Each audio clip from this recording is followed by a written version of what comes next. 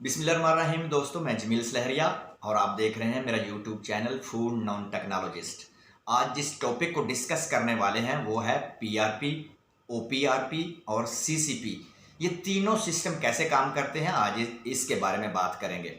तो जी हाँ दोस्तों, फूड इंडस्ट्री में काम करने वाला जो एम्प्लाई होता है या काम फूड चेन से रिलेटेड जो लोग होते हैं, उनका सबसे पहला मकसद ये होता है कि फ़ूड को सेफ बनाया जाए ताकि कंज्यूम करने वाले की सेहत पर कोई नेगेटिव इफ़ेक्ट ना पड़े।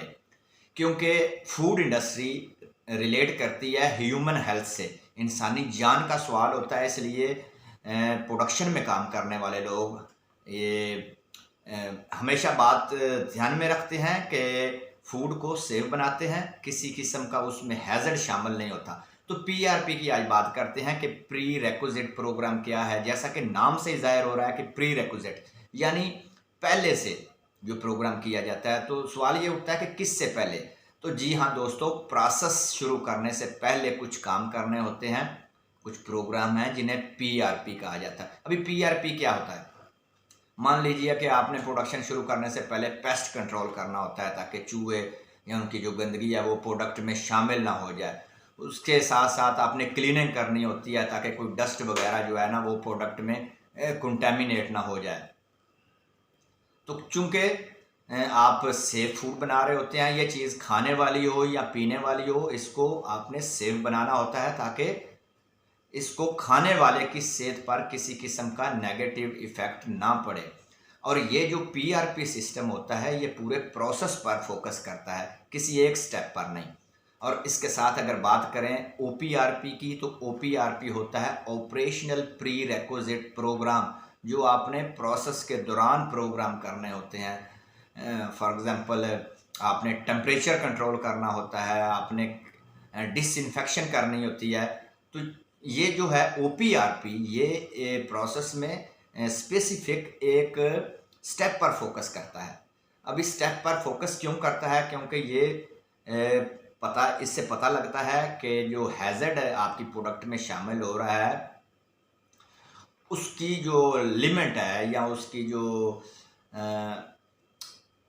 कह लें कि उसका जो क्वांटिटी है उसको पता करना होता है और उसको रिड्यूस करना होता है ताकि मिनिमम लेवल तक उसको लाया जाए, ताकि अगर थोड़ा बहुत हैज़र्ड उसमें प्रोडक्ट में कंटामिनेट हो भी जाए तो खाने वाले की सेहत पर नेगेटिव इफ़ेक्ट ना पड़े।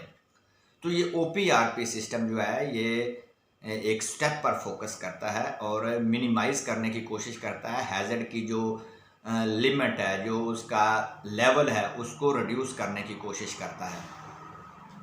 क्यों? अब ये ट्रेसिबिलिटी इसमें होती है कि जो हैज़र्ड आपकी प्रोडक्ट में शामिल हो रहा है वो रोज़ शामिल हो रहा है या कभी कभी शामिल हो रहा है या 1 वीक में थोड़ा बहुत शामिल हो जाता है। तो इसको रिड्यूस करने के लिए जो सिस्टम किया जाता है उसे कहते हैं ओपीआरपी। और इसके साथ अगर मैं बात करूं सीसीपी की, तो सीसीपी होता है क्रिटिकल कंट्रोल पॉइंट। इसमें एक्शन लिमिट और ऑपरेशनल लिमिट जो दोनों सेट कर दी जाती हैं ताकि हैज़र्ड का पता चल सके कि ये लिमिट इसकी है। अगर इससे क्रॉस करेगा तो ये ख़तरा बन सकता है, खाने वाले के लिए, उसकी सेहत के लिए ख़तरा बन जाएगा।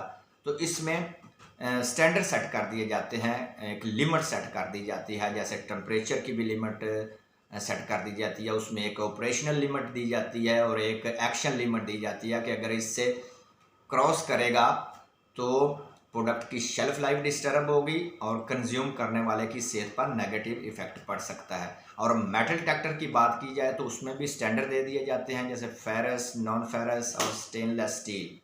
तो ये अभी ओपीआरपी में एक्शन लिमिट नहीं दी जाती, सिर्फ सीसीपी में एक्शन लिमिट दी जाती है। एक स्टैंडर्ड सेट किए जाते हैं कि अगर इससे हैज़र्ड जो है वो क्रॉस करेगा तो कंज्यूम करने वाले की सेहत पर नेगेटिव इफेक्ट पड़ सकता है, खुदा ना खास्ता खाने वाले की जान भी जा सकती है।